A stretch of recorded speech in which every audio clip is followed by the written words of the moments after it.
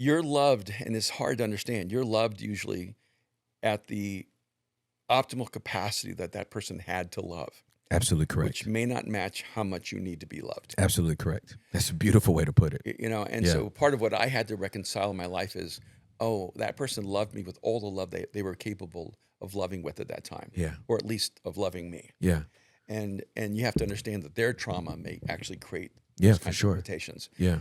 And so I didn't talk about it for a long time, mostly just to protect people. Yeah, for sure. You know, Yeah. but I also felt like eventually, actually, you know, when you talk about influence Mhm. and maybe some level of celebrity, or you know, however you define it, Yeah.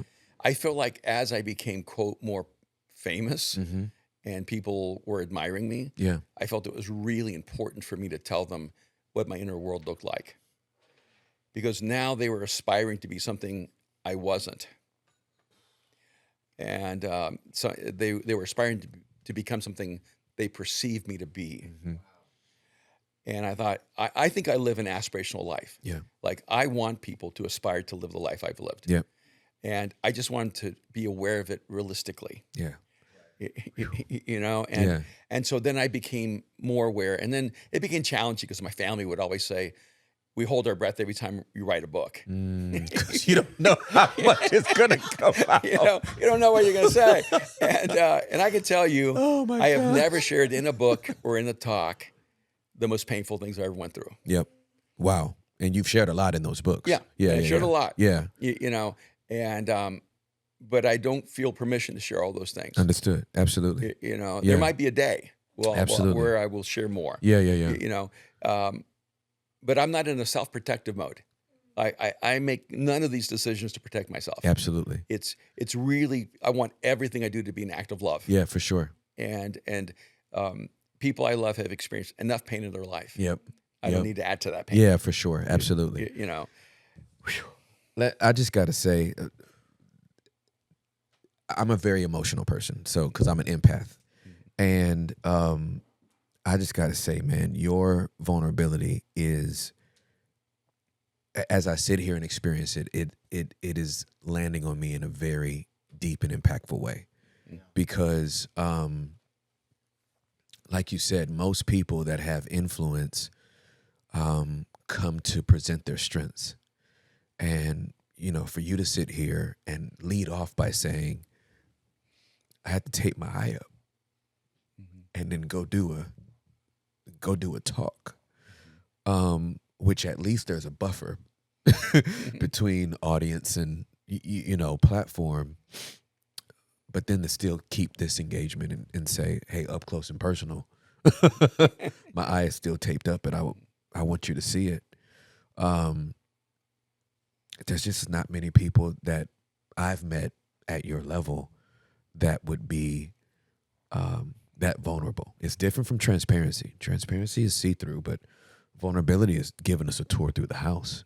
And for you to share such a beautiful mind-like story about the realities of those people still being there, and that your relationship with Jesus didn't make them all disappear, is the type of reality that really helps people understand, oh, I can live this life and there can still be residue. Yeah. But it doesn't mean Jesus isn't real. Yeah, I think that for me, there's so many different aspects of that. And one of them is, one, you know, neuroscience tells us that by the age of 12, our brain has already set around its own genius, its own strengths, weaknesses. So if you learn math before 12, you're going to be good at math. You know, if it's literature, you're going to be good at literature. If it's, you know, sciences is that. I was a straight D student, first through 12th grade, so it's as if my mind didn't stop anywhere. I was one letter grade above you. Yeah, I was C. You're an overachiever, is what I call you. I mean, why get a C? It doesn't really make you better than a D. It's very true. You just didn't get to play as much as me. You're not going to Harvard, bro. We're going to the same community college.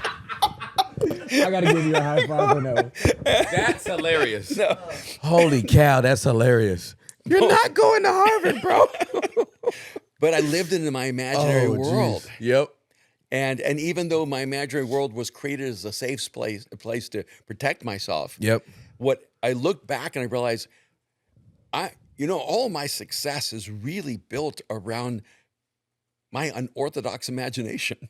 Exactly right. and it's why now I'm 65 and I'm strangely, weirdly, still incredibly relevant to the world. Yes. Yes. And it's because my skill wasn't dunking basketballs, Right. or running, 100 meters at world-class level. It was expanding my imagination. Yep. And that only stops when you stop being curious Yes. and you lose humility. Yep. And so I'm like, I have the best training in the world Yep. for employment Yep. because I was perfectly designed for unemployment. Yeah. So I couldn't get a job, so I had to create You had one. to create one. Absolutely correct. Same way. Same thing here. But even with the eye thing and just like processing that, my son posted this. They run our social media and everything like that, and he posted this piece I did, and this guy writes in the comments, "I can't even hear what this guy is saying because I can't stop looking at how horrible his eye looks."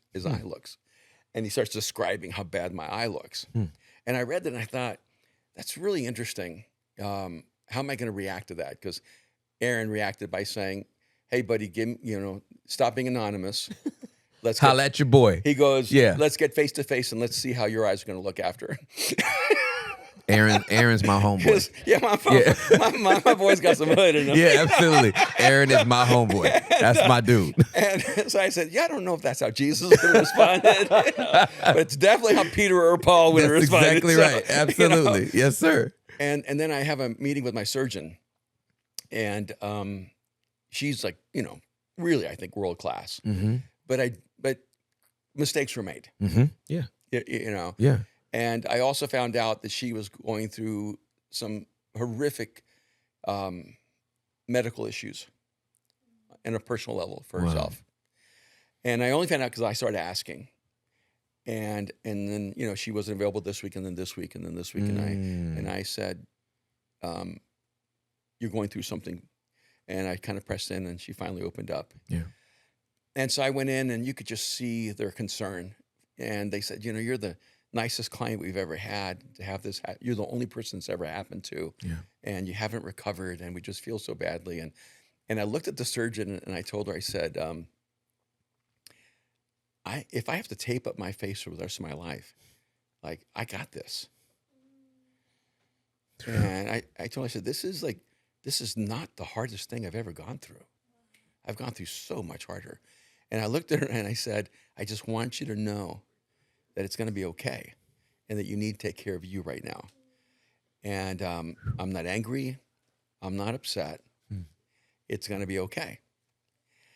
And I'm driving home, and I'm thinking to myself, I can't control how I look, but I can control who I am.